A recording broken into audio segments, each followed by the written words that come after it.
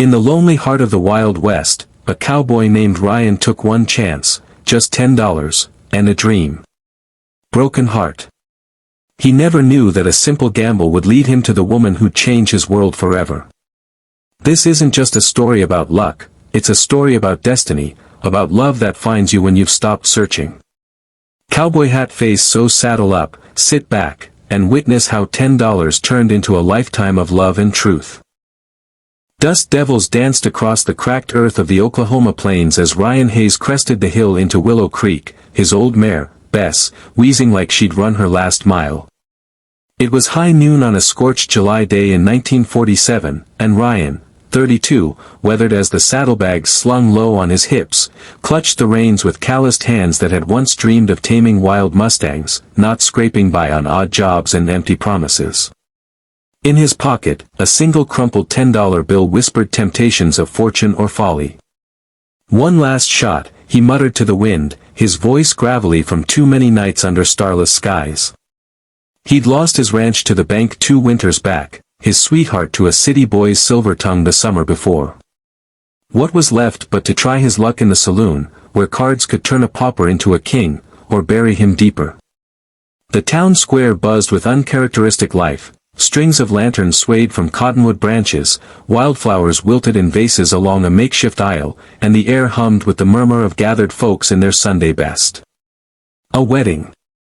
Ryan's stomach twisted, not with envy, but a hollow ache that weddings always stirred, like salt in an old wound. He tied Bess to a post outside O'Malley's saloon, the faded sign creaking like a hangman's noose. Inside, the air was thick with tobacco smoke and the clink of glasses, poker tables alive with the desperate and the drunk. "Deal me in," Ryan said to the barkeep, sliding his 10-spot across the scarred oak bar. The game was 5-card draw, stakes low but hearts high. He scanned his hand, 2 pair, queens over jacks, and felt a flicker of hope, the kind that burns bright before it gutters out.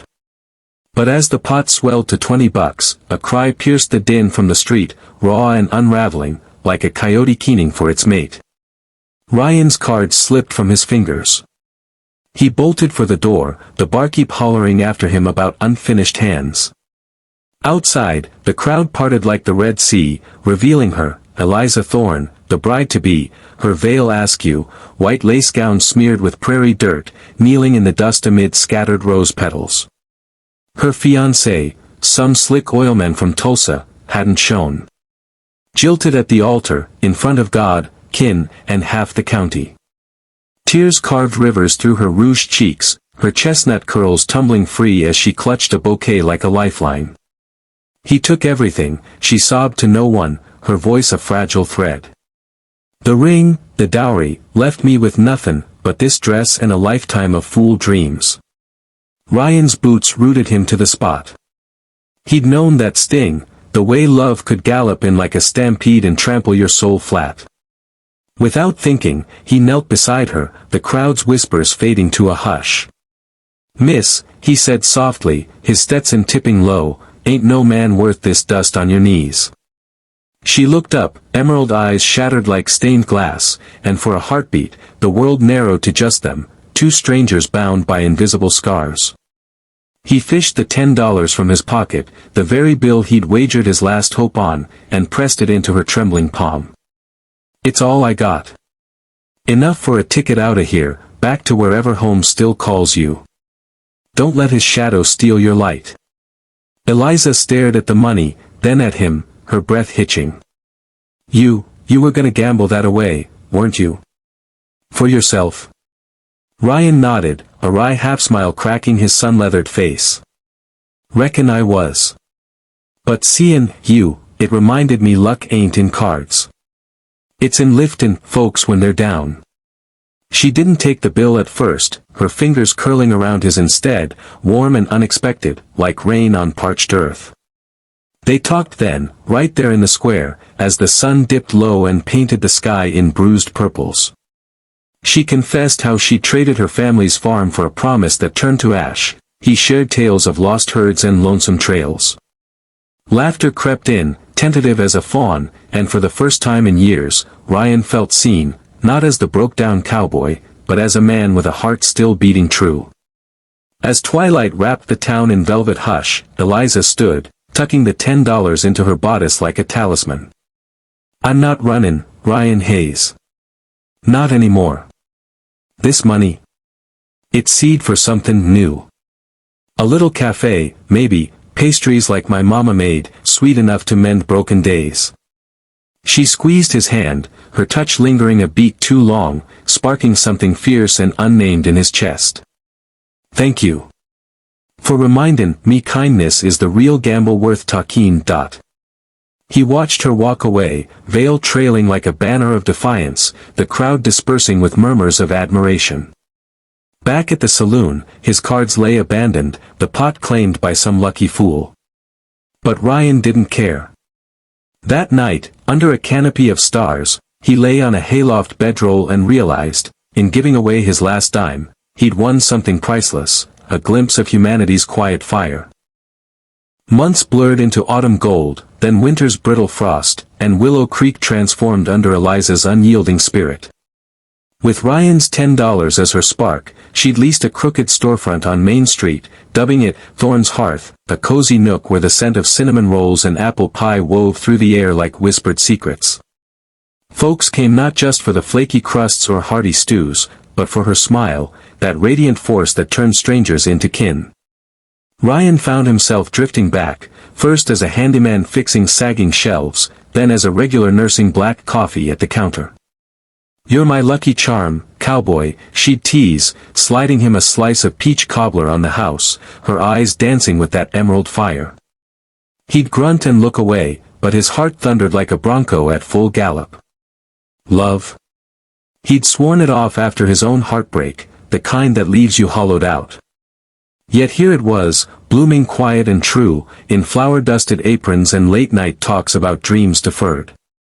One crisp February eve, as snow flurried against the windows like errant thoughts, disaster struck.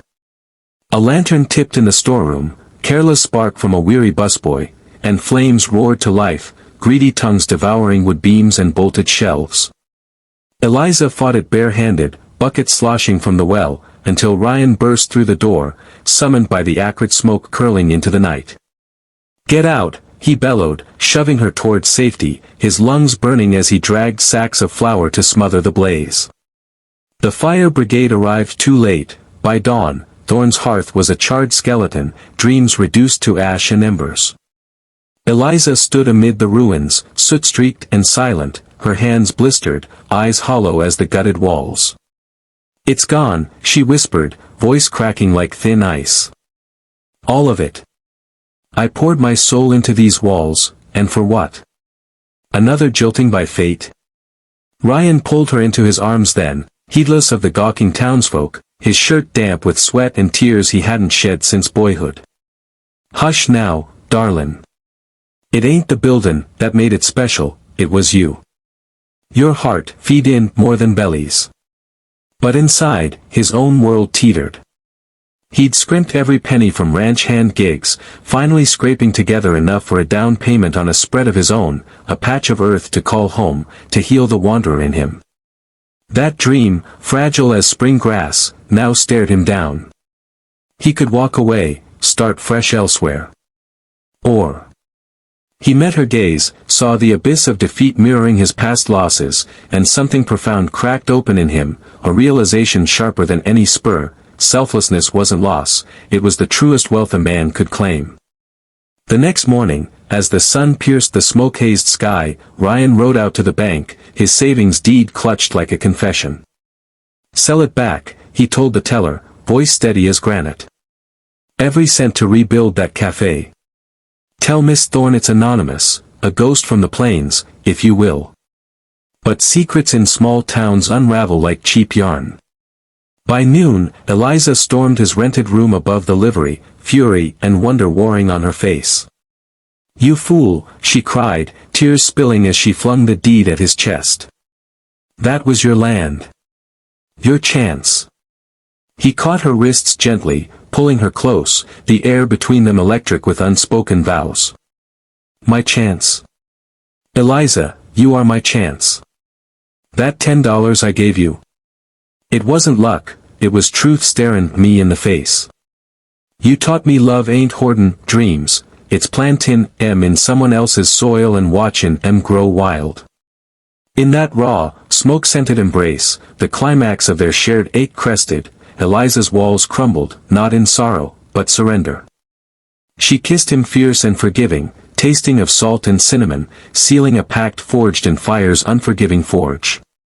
The town rallied too, neighbors hammering beams, baking loaves from salvaged ovens, proving humanity's power to mend what flames tear asunder.